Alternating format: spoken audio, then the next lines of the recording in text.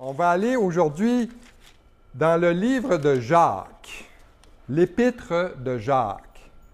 Today we're going to the book of James, chapter 1.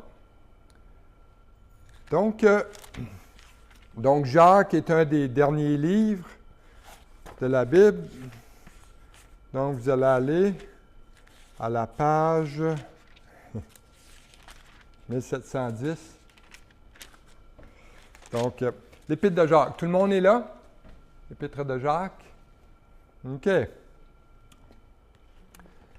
Donc, vous allez voir, c'est un livre Jacques, est très court. C'est un livre qui contient seulement 5 chapitres, mais c'est un livre qui a beaucoup à dire. Et moi, ce qui me fascine par Jacques, c'est que c'est son style littéraire. Hein, vous allez voir, c'est un style de livre très direct dans son approche. Jacques ne passait pas par 4 chemins pour exprimer ce qu'il avait à dire ou à écrire par rapport à Dieu. Et aujourd'hui, donc, on entame cette lettre-là, ce qu'on appelle l'épître de Jacques, aussi épître qui se traduit par lettre, la lettre de Jacques. Et donc, on a cette façon-là d'aborder les Écritures. Ici, dans notre Église, c'est qu'on étudie livre par livre, chapitre par chapitre, verset par verset. Donc, c'est de cette façon-là qu'on apprend à connaître le conseil de Dieu en entier. On n'effleure pas les sujets, on n'évite pas les sujets, donc on étudie ce que Dieu a à nous dire. Et aujourd'hui, vous savez, ce que le monde aime entendre, c'est des choses qui flattent l'oreille. C'est des choses qui sont agréables à entendre et ils veulent décider ce qui est bien, ils veulent décider ce qui est mal, ils ont leur propre standard. Mais ce n'est pas à nous de faire les règles et de décider ce qui est correct ou ce qui est incorrect. En tant que chrétien, en tant qu'enfant de Dieu, c'est Dieu qui fait ces règles-là, qu'on retrouve du tout premier livre de la Bible jusqu'au dernier, hein, du livre de la Genèse jusqu'au livre de l'Apocalypse.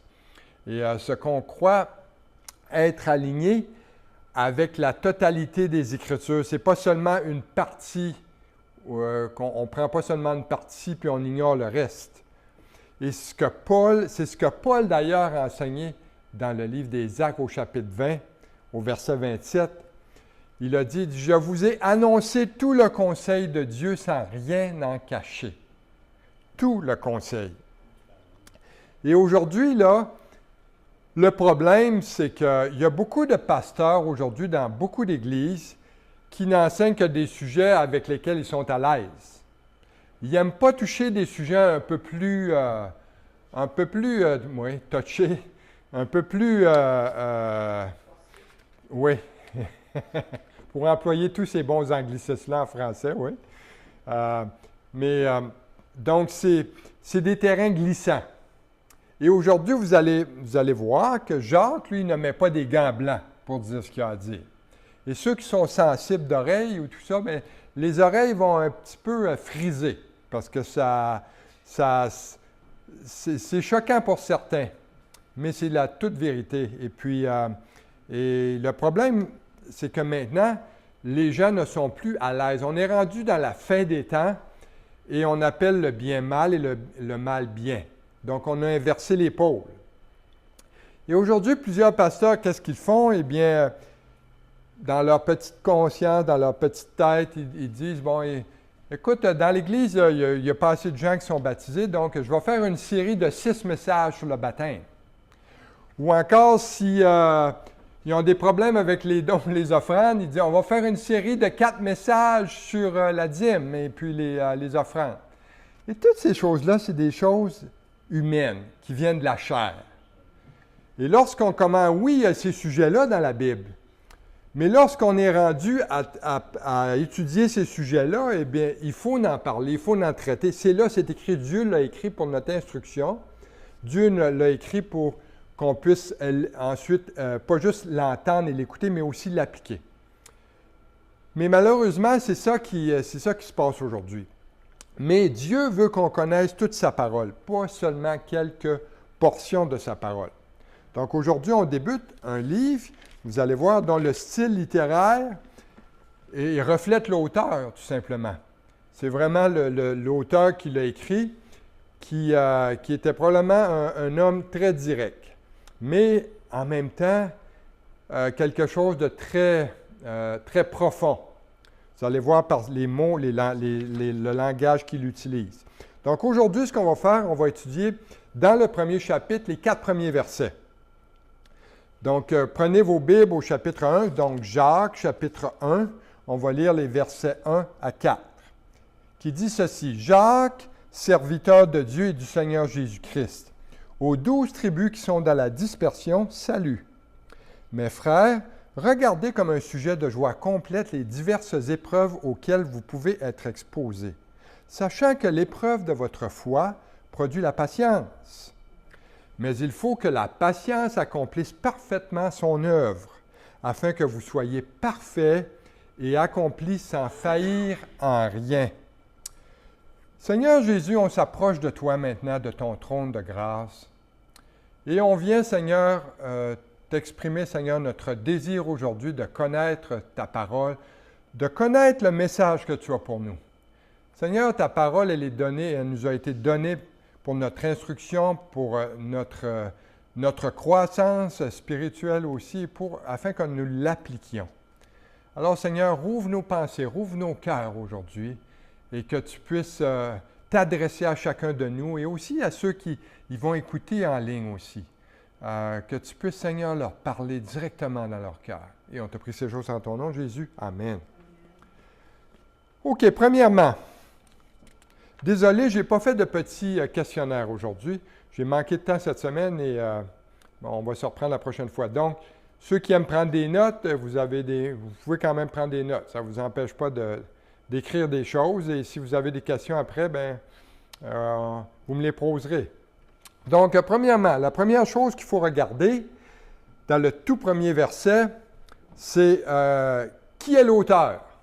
Hein? Qui est l'auteur? Bien, c'est pas compliqué. Quand vous prenez vos Bibles, c'est écrit en grosses lettres ici. Hein? C'est écrit Jacques. C'est lui l'auteur. Mais Jacques, c'est qui ce Jacques-là? Parce qu'il y en a plusieurs Jacques dans le Nouveau Testament. Hein? Il y a plusieurs hommes qui portent le nom de Jacques. Et entre autres, il y a un Jacques qui est le frère de Jean, okay? Qui était un des apôtres, un des fils de Zébédée. Et le Jacques, d'ailleurs, c'est un apôtre qui a été martyrisé pour sa foi. On voit ça dans le livre des Actes, entre autres, chapitre 12, verset 2. Et qui l'a martyrisé, qui l'a tué? Eh bien, c'est le roi Hérode. Le roi Hérode l'a tué par l'épée. Donc, il a été poignardé, Jean, à cause de sa foi. Et juste pour votre connaissance personnelle, eh bien, tous les apôtres, à l'exception d'un seul, ont été tués pour leur foi. Ce qui veut dire que nous, les chrétiens qui avons peur, qui avons crainte, tout ça, dites-vous bien que les fondements de l'Église, que sont les apôtres, sont morts pour leur foi. Ont été tués, mis à mort, ont été persécutés. Donc, quand vous êtes persécutés, quand vous êtes maltraités, surprenez-vous pas. Parce que les premiers qui ont suivi Jésus ont été maltraités, ont été persécutés, ont même donné leur vie pour Jésus. Et Jacques, le frère de l'apôtre Jean, qui a écrit l'Apocalypse, comme on a vu, d'ailleurs, Jean, c'était le seul apôtre qui n'est pas mort à cause d'un meurtre. D'ailleurs, ils ont essayé de le tuer lorsqu'ils l'ont isolé sur l'île de Patmos. Donc, ils l'ont mis dans un bain d'huile bouillante pour le faire mourir, mais il n'est pas mort. Et Jean est même devenu pasteur d'Éphèse après. Donc, ceci pour le premier Jacques qui est mentionné. Donc, un des apôtres. Il y a un autre Jacques qui est mentionné aussi dans Matthieu 10 et Marc 15, 40, qui est le fils d'Alphée, qui est un autre des 12 disciples, qui est également connu sous le nom de Jacques le mineur. Et moi, je suis natif d'une province avec un passé religieux assez profond. Et à peu près tous les noms de villages ont des noms de saints devant. Et il y en a un d'ailleurs qui s'appelle Saint Jacques le mineur. Ça, c'est sur la rive nord de Montréal, dans le coin de Joliette. Et donc, un autre Jacques qui est mentionné, lui, on le connaît beaucoup moins. C'est le père de l'apôtre Jude, dans Luc chapitre 6, verset 16. Et on sait à peu près rien sur lui. En anglais, on dit que c'est le père de Judas, mais en français, on traduit par Jude. Donc, mais il y a un quatrième Jacques qui nous intéresse dans ce cas-ci, qui est le demi-frère de Jésus. Le demi-frère de Jésus, dans le fond, c'est celui qui a grandi avec Jésus dans sa maison. Donc, il a grandi à Nazareth avec Jésus. Et ce Jacques-là était le fils de Marie et de Joseph. Et Jacques avait aussi d'autres frères et d'autres sœurs. Et on trouve ça dans l'Évangile de Matthieu, chapitre 13, versets 53-56. Lorsque Jésus eut achevé ses paraboles, il est écrit, il est parti de là, s'étant rendu dans sa patrie. Il enseignait dans la synagogue, et de sorte que ceux qui l'entendirent étaient étonnés et disaient, « D'où lui viennent cette sagesse et ces miracles? N'est-ce pas le fils du charpentier? N'est-ce pas Marie qui est sa mère? Jacques, Joseph, Simon et Jude, ne sont-ils pas ses frères? Et ses sœurs ne sont-elles pas toutes parmi nous? » Ce qui est intéressant ici, c'est que l'Église catholique romaine enseigne que Marie est une vierge perpétuelle, qu'elle n'a jamais eu d'autre enfant que Jésus. Eh bien, la Bible enseigne tout le contraire. C'est tout le contraire. Et moi, lorsque j'étais un catholique romain, eh bien, je croyais que Marie n'avait jamais eu d'enfant parce que moi, je n'avais jamais lu la Bible avant et on m'a dit ça, le prêtre me disait ça. Bon, je croyais sur parole parce que je pensais qu'il connaissait la Bible, mais il n'avait jamais lu lui-même, probablement. Donc, le fait est que Jacques avait une famille et Jésus était son demi-frère. Pourquoi seulement son demi-frère? Parce que Jésus et Jacques avaient la même mère, Marie, mais ils n'avaient pas le même père. Joseph était le père adoptif de Jésus, mais Jésus était Dieu et Dieu n'a pas de mère. Dieu est éternel. Et donc, Jacques était, le père de Jacques était Joseph, mais le père de Jésus-Christ est Dieu le Père. Et donc, il a été conçu par le Saint-Esprit. Donc, c'est assez extraordinaire quand on lit les Écritures, qu'on découvre ces choses-là. Et puis, c'est Jacques qui a un frère appelé Jude. Et Jude a écrit aussi un livre dans la Bible qui s'appelle le livre l'Épître de Jude. En fin de compte, il y a un seul chapitre. Et on lit au tout début d'ailleurs du chapitre, Jude, il commence comme ceci, il dit « Jude, serviteur de Jésus-Christ et frère de Jacques, à ceux qui ont été appelés, qui sont aimés en Dieu le Père et gardés pour Jésus-Christ. » Donc, on voit ici que Jude reconnaît son frère dans son épître. L'autre chose concernant ce Jacques, deuxième point, Jacques était aussi considéré un apôtre. Et parce que l'apôtre Paul dit dans sa lettre aux Galates, il dit en Galates chapitre 1, versets 18 et 19, il dit « 3 ans plus tard, je montai à Jérusalem pour faire la connaissance de Céphas, ou de Pierre, connu aussi sous le nom de Pierre, et je demeurai 15 jours chez lui. Mais je ne vis aucun autre des apôtres, si ce n'est Jacques, le frère du Seigneur. » Vous voyez? Donc, Jacques était appelé un apôtre, mais pas l'un des 12 apôtres. C'est pas l'un des 12.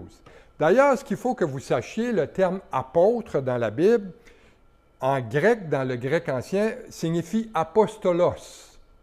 Apostolos se traduit par celui qui est envoyé, un messager. Donc, c'est la signification biblique du terme apôtre. Jacques, troisièmement, avait aussi un surnom. On l'appelait Jacques le Juste. Pourquoi? Parce qu'il était reconnu comme étant un homme de prière. Et apparemment que Jacques était toujours sur ses genoux en train de prier. Quand on lit l'histoire des pères de l'Église, comme Flavius Joseph, tout ça, on se rend compte que Jacques, on dit de Jacques, il avait aussi un surnom qu'il appelait Jacques, celui qui est au genou de chameau.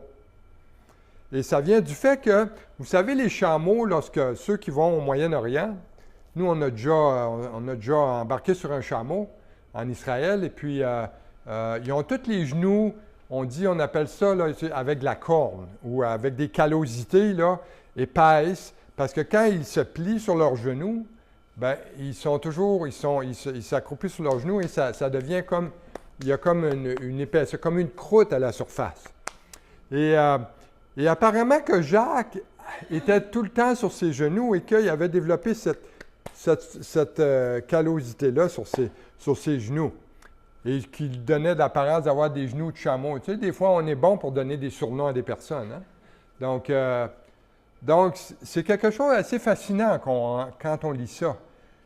Un homme qui était toujours sur ses genoux en train de prier. Quatrième chose sur Jacques qu'on peut dire, c'est que, et ça c'est important de comprendre ça, là, je veux vous amener sur un endroit très particulier, c'est que pendant toute la vie de Jésus sur terre, Jacques n'était pas un croyant. Il n'était pas un disciple de Jésus-Christ. Il n'avait pas reçu Jésus-Christ comme son sauveur personnel. Jacques, d'ailleurs, tous les frères de Jésus, et probablement ses sœurs, toute sa famille ne croyait pas en lui. On voit ça dans l'Évangile de Jean, chapitre 7, verset 5. D'ailleurs, c'est ça qu'on va étudier le prochain chapitre quand on fait nos études bibliques. Là. On va être rendu là, d'ailleurs, au chapitre 5. Et on va voir que tous les frères et sœurs de Jésus, donc, ils voyaient faire ses miracles, ils l'entouraient, ils voyaient ce que les gens disaient de lui, mais eux-mêmes ne croyaient pas en lui. Et Jésus, d'ailleurs, a déclaré qu'un prophète n'est méprisé que dans sa patrie et dans sa famille. Écoutez, je pense qu'il n'y a pas de cachette avec ça. Plusieurs d'entre nous, on a des familles qui n'ont pas aucun croyant à part nous-mêmes dans les familles. Hein, dans nos familles, il y a très peu de croyants, des fois, parfois pas du tout. Et c'était le cas pour Jésus. Et Jésus, d'ailleurs, ce qui est arrivé, c'est qu'il y a eu un tournant dans la vie de Jacques. Il s'est passé quelque chose dans sa vie de Jacques où Jésus lui est apparu après sa résurrection. Et que là, Jacques s'est converti au christianisme. Jacques est devenu chrétien. S'est repenti de ses péchés, est devenu un enfant de Dieu. Et c'est probablement la raison pourquoi Jacques a finalement cru en Jésus lors de sa résurrection, parce que Jésus lui est apparu. On voit ça c'est Paul, l'apôtre Paul, qui dit ça dans 1 Corinthiens, chapitre 15, versets 6 et 7. 1 Corinthiens 15, 6 et 7, qui dit « Ensuite, il est apparu à plus de 500... » En parlant de Jésus, Paul dit « Il est apparu à plus de 500 frères à la fois, dont la plupart sont encore vivants, à l'époque où Paul écrit, et dont quelques-uns sont morts. Ensuite, il dit, il est apparu à Jacques, puis à tous les apôtres. » Ce qui est extraordinaire, c'est que lorsque Jacques est devenu chrétien, il est par la suite devenu un pilier dans l'Église de Jérusalem. Et de même, il est devenu le dirigeant de l'Église de Jérusalem, la plus grosse Église chrétienne, qui a commencé où? Qui a commencé en Israël. C'est assez extraordinaire, ça, quand on pense à ça. On voit ça dans Actes 15, 13, pour ceux qui veulent une référence, là. Actes chapitre 15, verset 13. C'est assez extraordinaire lorsqu'on réfléchit où est né le christianisme. Le christianisme est né dans la ville de Jérusalem, en Israël. Si vous regardez le judaïsme n'est pas né en Israël. Le judaïsme est né où? Il est né en Égypte. Il est né en Égypte lorsque Dieu a donné la loi aux Juifs. Ils ont marché 40 ans dans le désert, donné la loi à Moïse. Et lorsque Moïse a été envoyé par Dieu comme un prophète pour envoyer les 10 plaies sur les Égyptiens et faire sortir son peuple d'Égypte, et là, la Pâque a été célébrée en l'honneur de la dernière plaie, finalement, donc du sang répandu sur les poteaux. Et puis, donc, on voit que l'origine du judaïsme ne s'est pas faite en Israël. D'ailleurs, les Juifs n'étaient pas rentrés dans la terre promise encore. Moïse lui-même n'a pas rentré dans la terre promise. Moïse est mort sur le mont Nebo, en face de Jéricho, dans la plaine de Moab. Il n'a pas pu rentrer. Dieu lui a dit, regarde au loin, regarde. Tu sais, quand on monte sur une montagne, on regarde j'ai juste le nom anglais dans la tête, le scenery, c'est la beauté. La beauté du paysage, on va dire. Donc Moïse n'est pas rentré dans la terre promise. Et on regarde l'islam, d'ailleurs, c'est pas né à Jérusalem non plus. Hein, c'est né à la Mecque. Donc on voit qu'il y a juste le christianisme qui vient d'Israël, et ça a commencé dans l'Église de Jérusalem, là où Jacques était le dirigeant ou le pasteur.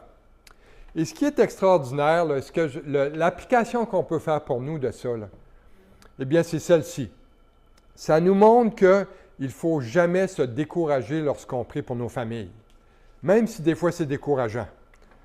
Il ne faut jamais se décourager de prier pour leur salut, de prier pour le salut de nos familles, de prier pour nos frères et sœurs, cousins, cousines, oncles, tantes, parents.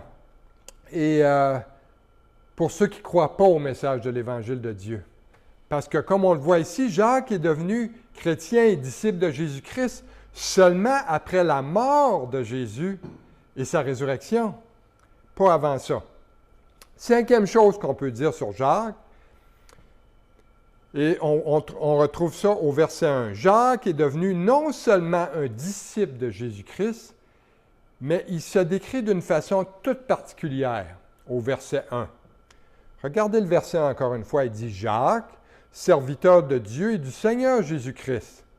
Ce qu'il faut savoir en premier, là, c'est qu'à l'époque de Jacques, c'est quand on écrivait une lettre, eh bien l'auteur signait son nom tout de suite au début. Donc, il se présente au début, Jacques, serviteur de Christ, comme Paul a fait ça aussi, comme d'autres auteurs de la Bible. Et donc, c'était la coutume à l'époque. Aujourd'hui, si vous envoyez une lettre par la poste, qui est pas mal moins... Aujourd'hui, c'est plus des courriels ou des textos, hein? On n'envoie plus beaucoup des lettres. Mais qu'est-ce qu'on fait? On signe à la fin. On signe notre nom à la fin. Mais à l'époque, ils signaient leur nom au début.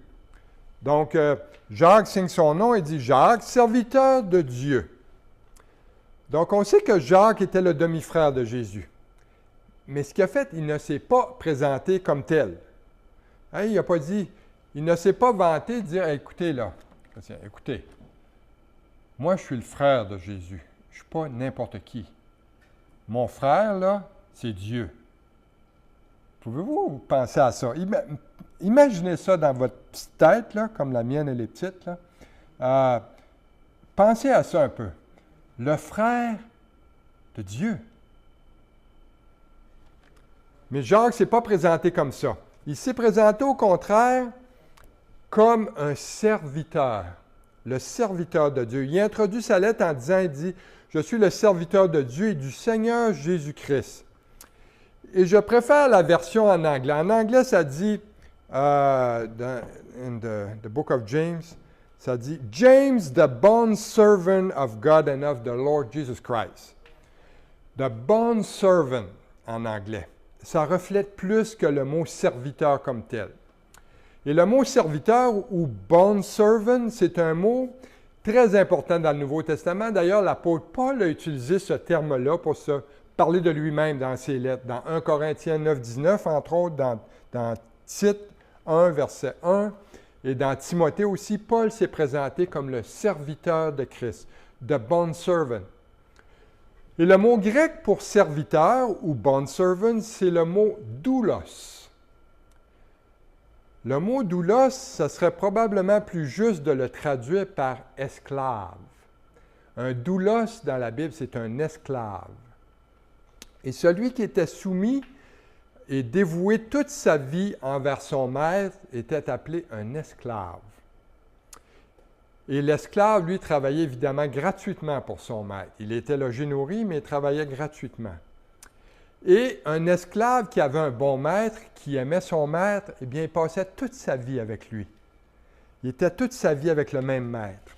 Et Jacques, lui, en écrivant comme ça, il se considère comme un esclave de Christ, dévoué à servir Christ toute sa vie.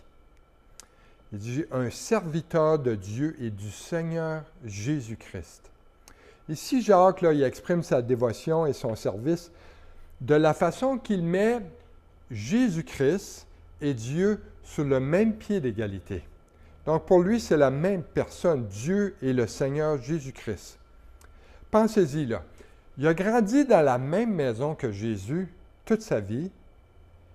Et là, il réalise que son demi-frère dans la chair, c'est son Seigneur. Pouvez-vous figurer ça un peu? Jésus était infiniment plus que son frère, il était son Seigneur. Donc, il faut que ce soit passé un travail de régénération dans son cœur pour reconnaître ça. En tant que frère, demi-frère dans la chair, il ne pouvait pas voir ça. Il a fallu que Dieu le sauve en face de lui, son enfant. Et Jacques a appelé Jésus Seigneur. L'autre chose qui est important, le mot Seigneur dans la langue grecque ancienne, c'est le mot Kurios. Kurios désignait simplement le maître d'un esclave. Donc, autrement dit, le Kurios, maître d'un doulos. Et Jacques, qui était un juif helléniste, donc il utilisait le mot Kurios pour désigner Dieu. Les juifs hellénistes utilisaient toujours ce mot grec-là pour désigner Dieu. Donc, c'est pour ça que Jacques, ici, dit Dieu et le Seigneur Jésus-Christ. Pour lui, c'est le même. Tout ça nous dit que Jacques considérait Jésus comme son Dieu. C'est quelque chose quand on pense à ça. Mon demi-frère, c'est Dieu. Jésus n'est pas arrivé là, d'une planète étrangère, là, dire là, en roi puissant conquérant. Non. Il est né du sein d'une femme, il a pris une chair comme nous, il s'est incarné dans la chair. Mais il était Dieu fait chair. Quand on pense à tout ça, c'est quelque chose de vraiment profond. Et donc, c'est un verset vraiment fort en commençant la lettre de Jacques. La sixième chose qu'il faut regarder concernant la lettre de Jacques, c'est à la fin du verset 1. Il dit, « Jacques, serviteur de Dieu et du Seigneur Jésus-Christ, aux 12 tribus qui sont dans la dispersion, salut. » Aux 12 tribus. Donc, Jacques, ici, il écrit sa lettre. Là, il faut comprendre le contexte. Jacques a écrit sa lettre avant la destruction de Jérusalem. Donc, ce qui nous met donc avant l'an 70, parce que Jérusalem a été conquérie par les Romains en l'an 70 par le général Titus de l'armée romaine. Et Titus a détruit Jérusalem avec son armée et ont brûlé le temple.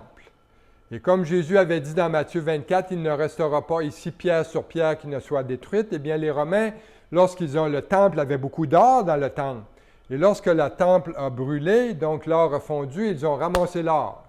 Ils ont tout pris. Et donc le temple a été détruit comme Jésus l'avait annoncé dans Matthieu 24. Et donc l'épître de Jacques ou la lettre de Jacques est probablement aussi, on sait que historiquement qu'elle est probablement une des premières lettres écrites du Nouveau Testament. Elle a probablement été écrite autour de 45 à 48 après Jésus-Christ. Et elle a été écrite avant les lettres de Paul, avant les épîtres de Paul. Et ça, il y a certaines personnes qui ont dit que Jacques avait écrit pour contrecarrer l'enseignement de Paul sur le salut par grâce. Parce que vous allez voir plus loin que Jacques, il dit, bien, le salut sans les œuvres, il dit, si tu dis que tu as la foi et tu n'as pas les œuvres, et ta foi est morte. Et certains ont utilisé ces passages-là pour dire que, bon, il renie le salut par grâce. C'est pas vrai.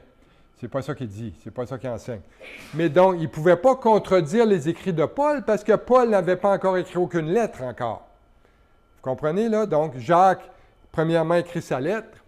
Et la question est de savoir si Jacques a écrit une lettre uniquement aux chrétiens d'origine juive, parce qu'il parle des 12 tribus, ou bien à tous les chrétiens. Et la réponse est que cette lettre s'applique évidemment à tous les chrétiens. Et vous allez voir pourquoi. Parce que Jacques, probablement, lorsqu'il a écrit sa lettre, il faut savoir que l'Église de Jérusalem était la première Église chrétienne dans le monde. Et à Jérusalem, il n'y avait pas de gentils au début. Tous ceux qui étaient sauvés, qui étaient nés de nouveau, c'était des Juifs. L'Église était composée de Juifs uniquement. Et là, les gentils se sont ajoutés. On voit dans le livre des Actes l'histoire de Corneille, parmi les premiers gentils à se convertir. Et là, il y a eu d'autres gentils. Après, il y a eu l'Église d'Antioche qui a été fondée. Et là, OK, là, les gentils ont commencé à rentrer dans l'Église. Mais au tout début, il n'y avait que des Juifs parce que l'Évangile était envoyé aux Juifs premièrement et ensuite aux païens. Et Jacques, lui, fut le pasteur de l'Église de Jérusalem. Et il faut savoir que cette Église-là a été dispersée à cause de la persécution. Et d'ailleurs, on voit là, quand il dit aux 12 tribus qui sont dans la dispersion, salut. Donc là, il s'adresse à l'Église dans la dispersion. D'ailleurs, le mot grec pour dispersion est le mot diaspora. La diaspora. Et la dispersion, il faut comprendre une chose. Il y a eu plusieurs dispersions dans l'histoire du peuple juif. La première dispersion des Juifs a eu lieu en 722 avant Jésus-Christ. Et c'est arrivé lorsque le royaume du nord d'Israël, donc 10 tribus du nord, ont été amenés en captivité par les Assyriens. Quelques années plus tard, en 586 après Jésus-Christ, donc il y a eu la seconde dispersion du peuple juif, où les rois mauvais d'Israël étaient déjà amenés en captivité, et là, les rois de Juda, avec la tribu de Benjamin de Juda, donc les tribus du sud, les deux dernières tribus du sud, ont été envoyées en captivité à Babylone, chez les Babyloniens. C'est là que le prophète Daniel s'est ramassé à Babylone. Mais je pense qu'ici, Jacques parle ici des chrétiens juifs de son époque, qui ont fui à cause de la persécution de l'Église. D'ailleurs, au temps de Jacques, et on voit ça dans le livre des Actes au chapitre 6, Actes chapitre 6, ça dit qu'il s'est élevé une grande persécution contre l'Église et qu'il y avait dans l'Église à cette époque-là un diacre appelé Étienne. Et Étienne était un des diacres et était zélé pour le Seigneur et il témoignait de sa foi. Il témoignait de sa foi et les pharisiens n'aimaient pas ça et ils se sont insurgés contre lui et ils l'ont lapidé. Ils l'ont lapidé, ils lui ont lapidé avec des pierres et jusqu'à temps qu'il meure. Et lorsque l'Étienne était lapidé, il y avait un homme qui était présent là, qui s'appelait Saul de Tarse.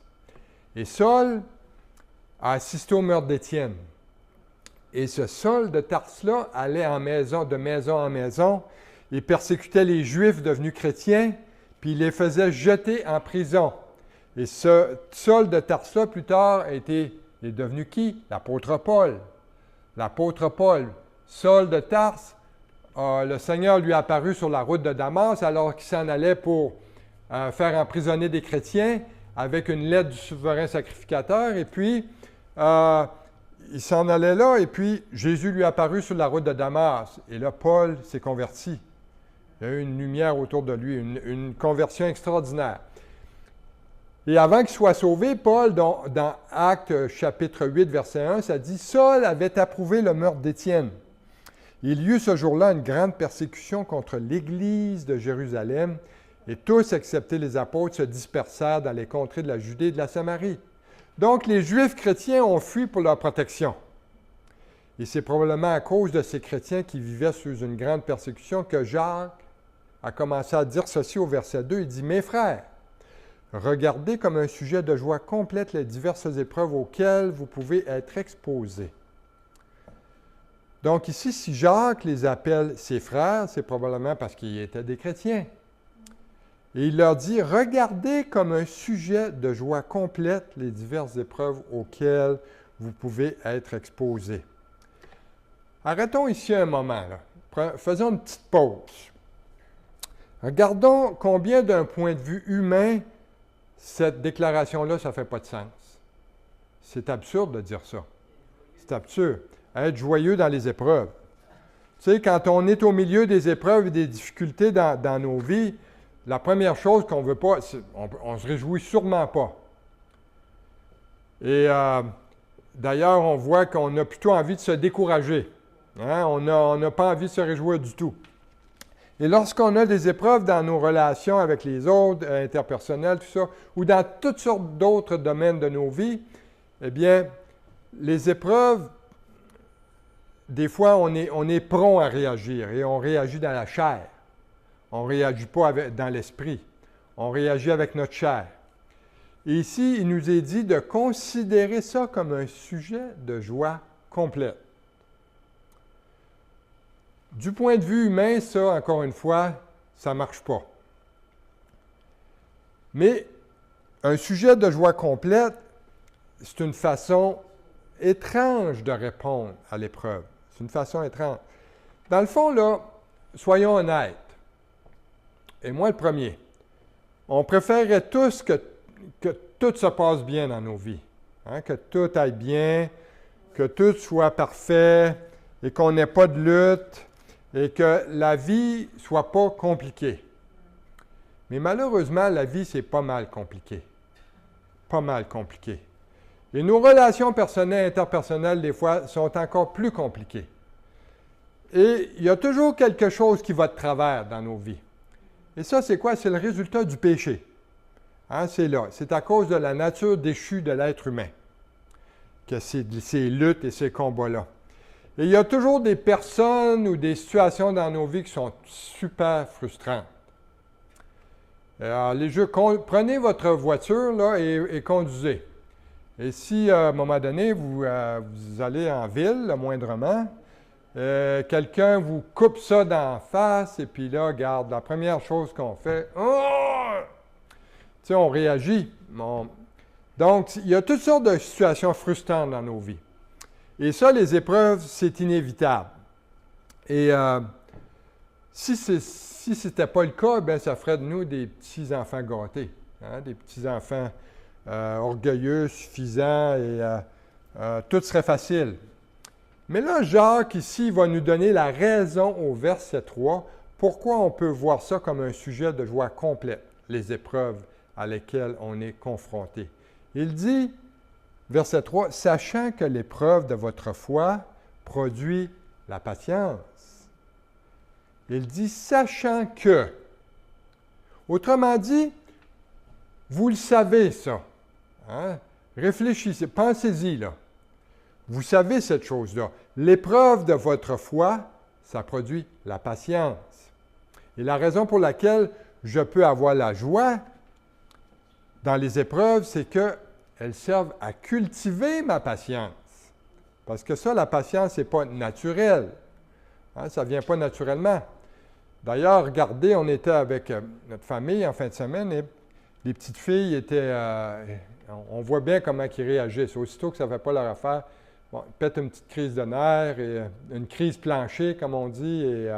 Et on voit que la nature humaine, c'est ça.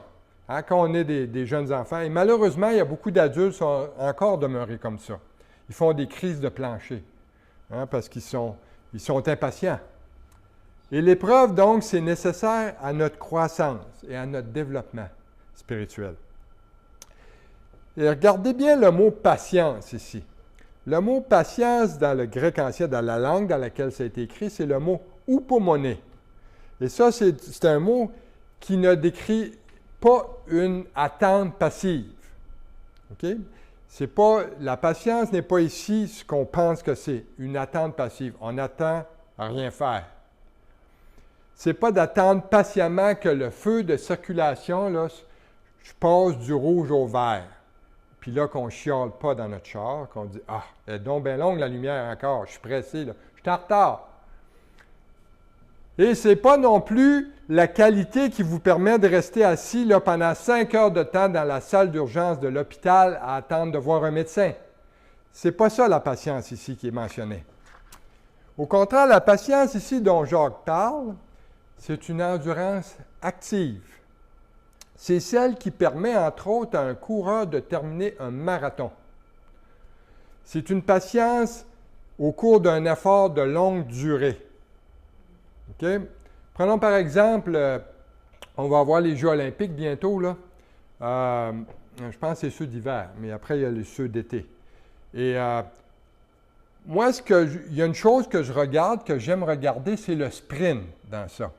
Regarde ces gars-là là, qui courent 100 mètres en moins de 10 secondes. Des Formule 1. Et là, ils sont shapés, mon ami, là, ils ont une masse musculaire, sont très développés. Donc, leur sport là, est tout en puissance musculaire. Et là, ils livrent un effort là, presque surhumain en moins de 10 secondes. Et qu'est-ce qui arrive après les 10 secondes? Ils tombent au sol épuisés, brûlés, plus d'énergie, plus rien, pas d'endurance, plus de résistance du tout. Mais tu regardes d'un autre côté les marathons, les marathoniens. Souvent, c'est des petits, ils ont des petits formats. Et regardez, les Éthiopiens, entre autres, sont très, très bons dans les marathons. Ils ont développé une endurance. Une endurance, ils sont très persévérants dans l'effort. Ils ont un système cardiovasculaire très, très performant. Et ils peuvent courir des heures sans s'arrêter. Et la vie chrétienne, là, ce n'est pas un sprint. Ce n'est pas un sprint. La vie chrétienne, c'est un marathon. Et c'est un marathon spirituel. Ça ne dure pas la vie chrétienne 24 heures. Là. Et ça ne dure pas non plus une semaine ou ça ne dure pas un mois puis ça ne dure pas une année. La vie chrétienne, ça dure toute une vie. C'est toute une vie. Et c'est ce que l'apôtre Paul, d'ailleurs, écrit à Timothée dans 2 Timothée 4,7. Il dit, l'apôtre Paul, il dit, « J'ai combattu le bon combat, j'ai achevé la course, j'ai gardé la foi. » Paul a écrit ça, savez-vous quand? À la fin de sa vie. Il a écrit ça à Timothée, son bébé dans la foi. Et il a écrit, il dit vers la fin de sa vie, il dit, « J'ai achevé la course, j'ai achevé mon marathon spirituel, en parlant de sa vie chrétienne. » Et le mot patience ici, dont Jacques fait mention là, dans sa lettre, au verset 3, donc comme j'ai dit, c'est le mot grec ancien oupomoné. Mais si on décompose ce mot-là en deux parties, là, ça devient encore plus significatif. Le mot oupo, la première partie, veut dire sous, en dessous. Et méno, ça veut dire rester ou demeurer. Donc, ça signifie rester sous. Par exemple, c'est comme une personne qui porterait un fardeau pesant sur ses épaules et continuerait de le porter sans tenter de s'enfuir, sans tenter de s'en aller. C'est quelqu'un qui persiste malgré la difficulté. Et pourquoi la personne fait ça? C'est parce qu'elle sait que l'épreuve de sa foi produit quoi? La patience. La patience. Et notre foi est testée comment?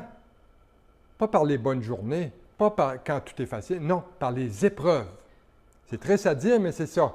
Notre foi, elle est toujours testée par les épreuves. Et ces épreuves-là servent à produire quoi? La persévérance, l'endurance et la patience en nous. Regardez un marathonien. Des fois, j'en ai vu, là, après, je pense que c'est 22,2 km. Je ne me souviens plus un marathon, c'est pas important, là. C'est très long. Ou 44 km, en tout cas. C'est un demi-marathon, en tout cas. Peu importe. Mais c'est très long. Et des fois, le gars s'effondre à terre, épuisé. Puis là, il se relève, puis il veut continuer. Et tout est ici. Tout est ici. Il ne veut pas abandonner, il veut franchir la ligne d'arrivée. Et c'est ça la vie chrétienne. C'est un marathon spirituel. Et ça montre que la foi, là, ça, c'est quelque chose de précieux qu'on a. D'ailleurs, on a été sauvés comment? Par la foi. On n'a pas été sauvés par les œuvres. On n'est pas des personnes religieuses sauvées par nos bonnes œuvres. On est des personnes nées de l'Esprit de Dieu, qui ont reçu la foi pour croire en Christ. Et d'ailleurs, cette foi-là, elle est précieuse et elle est mise en épreuve, comme l'or qui est épuré par le feu. Et Charles Spurgeon, d'ailleurs, a dit, « La foi est aussi vitale au salut que le cœur l'est au corps. C'est pourquoi les javelots de l'ennemi visent principalement cette grâce essentielle. » Donc, autrement dit, les épreuves, là, ne produisent pas la foi. Mais lorsqu'on les accepte, lorsqu'on les... pas qu'on se soumet, mais qu'on l'accepte tout simplement, qu'on vit avec, eh bien, qu'est-ce qu'elles font? Elles produisent en nous la patience. Et si on vit nos difficultés avec murmure, eh bien, les épreuves peuvent engendrer quoi? Eh bien, premièrement, l'amertume et aussi le découragement. Parce que quand on n'accepte pas des épreuves dans nos vies, la première réaction qu'on a, c'est le découragement. Et là, on commence à murmurer. Et là, on dit, pourquoi ça m'arrive, Seigneur? Pourquoi encore une fois? Pourquoi et encore pourquoi? Et c'est pour cette raison-là que Jacques nous exhorte à considérer tout cela comme une source de joie. Il dit considérer ça comme une source de joie, et ça, c'est la réponse de la foi à l'épreuve. La patience, ça, c'est une qualité qu'on a tous besoin. Et nos échecs, là, viennent souvent du fait que on n'a pas attendu la réponse de Dieu. On n'a pas attendu assez longtemps que Dieu intervienne dans nos épreuves. Et ça, c'est vrai à travers toute la Bible. Si vous lisez les histoires de la Bible, vous savez, la Bible, la parole de Dieu nous a été donnée pour notre instruction. Et les personnes qui sont décrites dans la Bible étaient loin d'être parfaites, comme on est loin d'être parfait. Et on voit beaucoup de gens dans la Bible qui ont eu des problèmes parce qu'ils n'ont pas attendu la délivrance de Dieu. Ils n'ont pas attendu le temps de Dieu. Ils ont raté la mise à l'épreuve de leur foi dans certains domaines de leur vie. Ils ont voulu quoi? Devancer le plan de Dieu. Devancer le plan de Dieu que Dieu avait pour eux. Ils ont eux-mêmes pris les choses en main. Ils disent, regarde, Dieu m'a donné un cerveau, je vais m'en servir, je vais prendre des décisions, je vais faire ça, je suis capable. Et là, ils ont pris la décision, ils ont décidé, ils ont pris les choses en main, et là, les choses ont vraiment mal tourné. Parce qu'ils n'ont pas attendu la délivrance de Dieu. Ils se sont mis dans le pétrin eux-mêmes.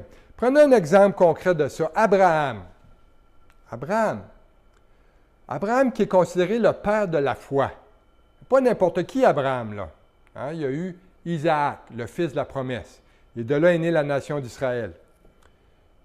Et sa femme, Sarah, n'était pas capable d'avoir d'enfants. Donc, les deux étaient avancés en âge et désiraient avoir une postérité. D'ailleurs, à cette époque-là, c'était très important pour une femme d'avoir beaucoup d'enfants. C'était ça la bénédiction.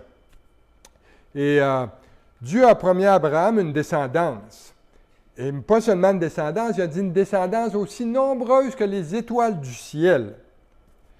Mais quand Dieu lui a promis un fils, et là, Abraham, il voyait que sa promesse ne s'accomplissait pas. Puis là, il vieillissait. Puis là, il était rendu presque à 100 ans, pas d'enfant. Un vieil homme. Et là, ce qu'il a fait, il a perdu patience. Là, il a perdu patience. Et sa femme encore plus. Et là, Sarah, qu'est-ce qu'elle a dit? Finalement, il a proposé, elle a dit, tu vois bien que, regarde, ça ne marche pas notre affaire. Ça ne marche pas. Abraham, là, regarde, prends ma servante, là, elle est disponible, là, je te la donne. Prends ma servante, là, puis donne-lui un fils. Et puis là, quand le fils va naître, là, je vais l'asseoir sur mes genoux et ça va être un jardin de roses. Ça va être toute beauté. On va avoir la descendance que Dieu nous a promis. Mais vous voyez qu'est-ce que ça a créé? Ça a réglé un problème humanitaire pour des milliers de générations après ça. Regardez la guerre au Proche-Orient aujourd'hui, la guerre entre Juifs et Arabes.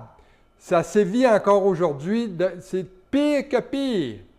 Et ça s'en va en empirant d'ailleurs. Et ça part de là, du manque de patience d'Abraham, qui n'a pas attendu la promesse de Dieu, qui a dit, avec Sarah, les deux ont concocté ensemble, on dit, OK, on va, garde, je ne peux pas avoir d'enfant, Abraham, là, serre-toi ta tête, là, garde, tu vois bien, là, Dieu nous a donné une raison, là, garde, prends ma servante, là, puis on va l'avoir, notre descendant.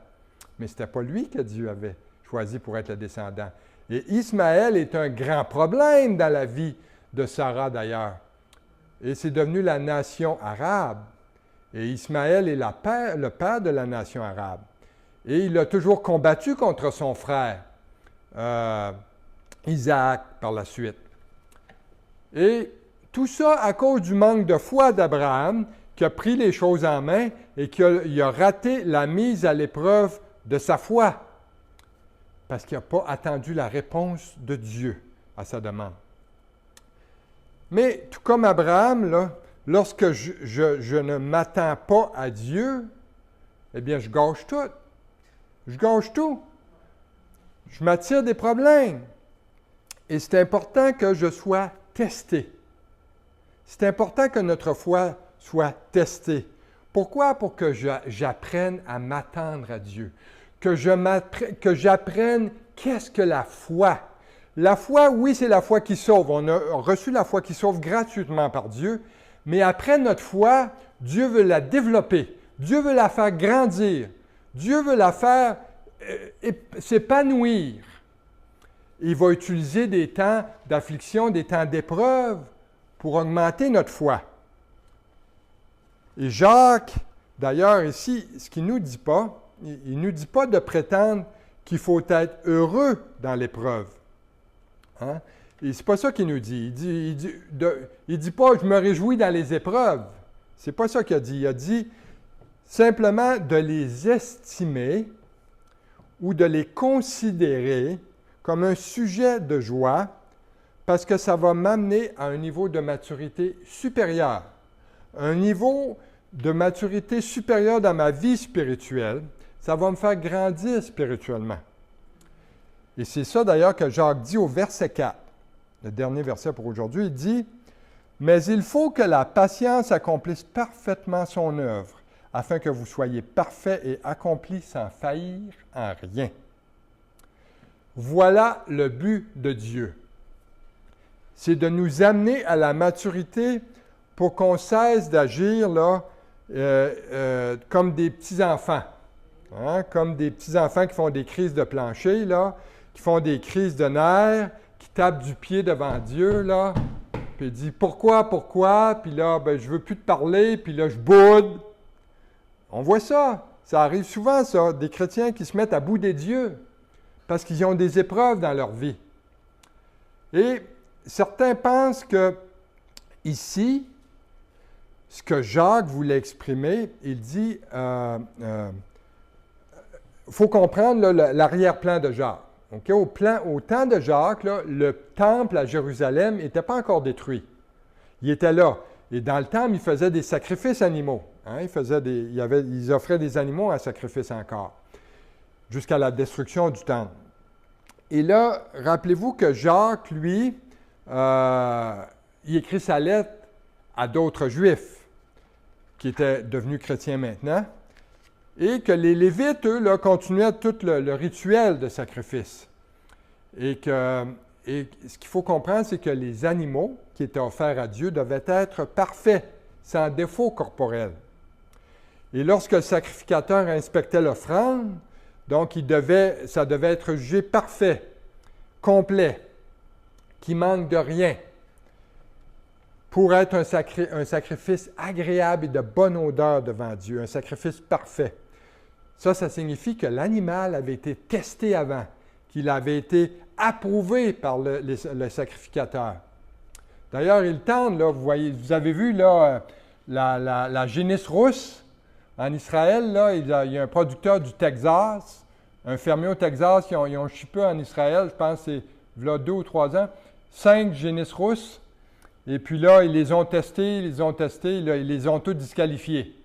Il n'y en a aucune qui est qualifiée pour faire la purification de l'eau pour offrir les sacrifices dans le temple. Donc, il y a eu ça a fait ça a fait des nouvelles pendant un bout de temps, là, mais là, regardez. Donc, ce qui montre ici que ces animaux-là doivent être testés et approuvés par le sacrificateur devant Dieu pour être parfaits. Et l'épreuve pour nous, c'est ça. On est testé devant Dieu et Dieu veut nous rendre parfaits à l'image de Christ. On ne deviendra pas parfait sur terre, mais on tend vers ça. Et ça signifie que si on laisse Dieu agir en nous lorsqu'on vit des épreuves, eh bien, ça va nous aider à attendre patiemment son secours. Et ça va développer en nous quoi? De l'endurance et de la maturité. Comme un marathonien. Gardez l'image du marathonien dans vos têtes. Okay? On n'est pas des sprinteurs, on est des marathoniens spirituels. Et on doit viser l'arrivée. L'arrivée. Nous, notre arrivée, elle est où? Elle est au ciel. On a vu, elle est où? Dans la Nouvelle Jérusalem. On a vu ça la dernière fois. Hein? On a vu les nouveaux cieux, la nouvelle terre, la Nouvelle Jérusalem, le fleuve d'eau de la vie, et l'arbre de vie. C'est ça qui nous attend. c'est ça notre récompense. La présence de Dieu. Et personne ici sur Terre, si on a tous notre bon sens, on cherche à vivre dans les épreuves. Personne ne désire ça. Moi, le premier. Personne court après des épreuves. Dit, ah oui, hey, j'aimerais ça aujourd'hui. Hey, aujourd'hui, j'aimerais vraiment ça me faire frapper par un char. Tu sais, me ramasser à l'hôpital là, avec 2 fractures, puis me ramasser dans une chaise roulante. Il n'y a personne qui veut ça, voyons. Ça n'existe pas, ça.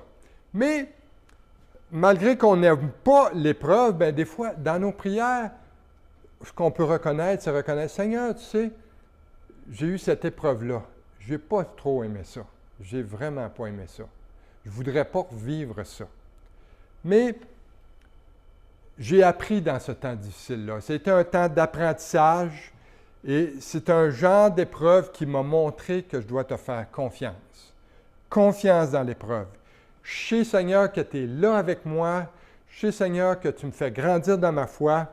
Et c'est en passant au travers de cette épreuve-là que je vais tendre à te ressembler. Donc, en faisant un retour en arrière sur les événements difficiles de ma vie, donc, c'est pas que je désire les voir revenir, mais je désire me rappeler comment Dieu est intervenu. Et moi, il y a des moments dans ma vie où passer par des moments assez dramatiques. Et ce pas des moments que j'aimerais passer, encore une fois, au travers. Par contre, la façon dont Dieu m'a accompagné, la façon dont Dieu m'a soutenu dans ces moments-là, ça l'a fortifié ma foi, ça l'a augmenté ma foi, de m'accrocher à son bras puissant et de le voir à l'œuvre, de voir son œuvre. Et finalement, le verset 4, ça nous rappelle que lorsque les problèmes surgissent dans nos vies, bien, si on perd espoir et qu'on réagit en essayant de déployer des efforts surhumains là, pour nous en sortir, et d'alléger nos souffrances ou de raccourcir le temps de nos épreuves, eh bien, peut-être qu'on est en train justement d'éviter un enseignement que Dieu veut nous montrer. Et combien j'ai vu ça des fois? Que des gens ont essayé de se sortir de des situations compliquées par leurs propres efforts, et puis soudainement, ça a empiré. C'est devenu pire au lieu de s'améliorer.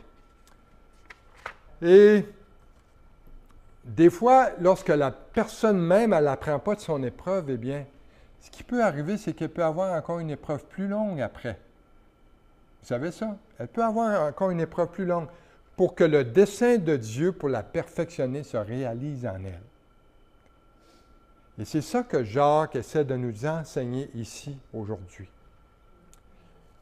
Et pour conclure ceci, bien, vous allez voir que Jacques, c'est un auteur.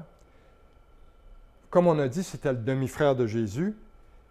Et Jacques va utiliser beaucoup des enseignements de Jésus, entre autres sur son sermon sur la montagne, dans Matthieu chapitre 5, 6 et 7, où il va faire beaucoup de références, il va faire beaucoup de parallèles. Il va amener des parallèles concernant premièrement l'adversité, concernant les épreuves, concernant la prière, concernant la richesse, la colère, la foi, les œuvres, les jugements sur les autres, entre autres. Et dans ce qu'on a vu aujourd'hui, ce que Jacques vient de nous enseigner aujourd'hui, concernant la patience dans l'épreuve, eh bien, je trouve qu'il y a un beau parallèle à faire avec le sermon sur la montagne de Jésus, justement dans Matthieu 5, versets 10 à 12. Où c'est Jésus, encore une fois, qui nous donne le plus bel encouragement lorsqu'on est éprouvé. Quand Jésus a dit, il dit, au verset 10, il dit « Heureux ceux qui sont persécutés pour la justice, car le royaume des cieux est à eux. Heureux serez-vous lorsqu'on vous outragera, qu'on vous persécutera et qu'on dira faussement sur vous toutes sortes de mal à cause de moi. Réjouissez-vous et soyez dans l'allégresse, parce que votre récompense sera grande dans les cieux. Car c'est ainsi qu'on a persécuté les prophètes qui ont été avant vous. » Dites-vous bien que les chrétiens avant nous ont subi des épreuves, et bien souvent pires que les nôtres. Comme j'ai dit au début, ils ont payé de leur propre vie. Et quelle bénédiction Jésus nous promet lorsqu'on traverse une épreuve dans les temps difficiles de nos vies. Dieu veut accomplir son œuvre parfaite en nous. Et il nous dit de nous réjouir, pas à cause de l'épreuve, mais parce que notre récompense sera grande dans les cieux si nous sommes patients dans l'épreuve. Et quand celui qui est parfait viendra, il va nous rendre semblables à lui. Amen. Amen. Prions. Seigneur Dieu Tout-Puissant, ta parole est un guide pour nous enseigner et nous aider, Seigneur, à persévérer dans ce monde injuste, ce monde corrompu par le péché, ce monde souillé à cause de l'ennemi de nos âmes. Et Seigneur, on sait qu'on vit dans la toute fin. On vit à la toute fin. On vit dans les derniers jours, mais on vit dans les derniers jours présentement. Et on voit bien ces choses-là parce que tous les signes de ta parole, on les voit se réaliser sous nos yeux. Et on sait que, Seigneur, l'ennemi a peu de temps et qu'il est en colère. Et les premiers qui l'attaquent, eh bien, ce sont ton peuple, c'est ton peuple, ce sont tes enfants. Et Seigneur, les épreuves font partie de chacune de nos vies. Et ça, Seigneur, on ne peut les éviter. Ce qu'on peut éviter, par contre, Seigneur, c'est notre réaction dans l'épreuve. C'est la façon dont on réagit, Seigneur, dans nos épreuves. Et Seigneur, aujourd'hui, on a vu que tu veux que ces épreuves-là produisent en nous la foi, et qu'ils produisent, pas la foi, mais c'est-à-dire la patience, qu'ils produisent la patience et qu'ils fassent, par conséquent, qu'ils fassent grandir notre foi. Et Seigneur, on veut te remercier. Que cette semaine, Seigneur, puisse être pour mes frères et sœurs, Seigneur, un temps de ressourcement dans ta parole, alors qu'on se prépare, Seigneur, au prochain message dans la lettre de Jacques. Et Seigneur, que je te prie de les bénir chacun d'eux, de les protéger. Et on te prie ces choses en ton nom, Jésus. Amen.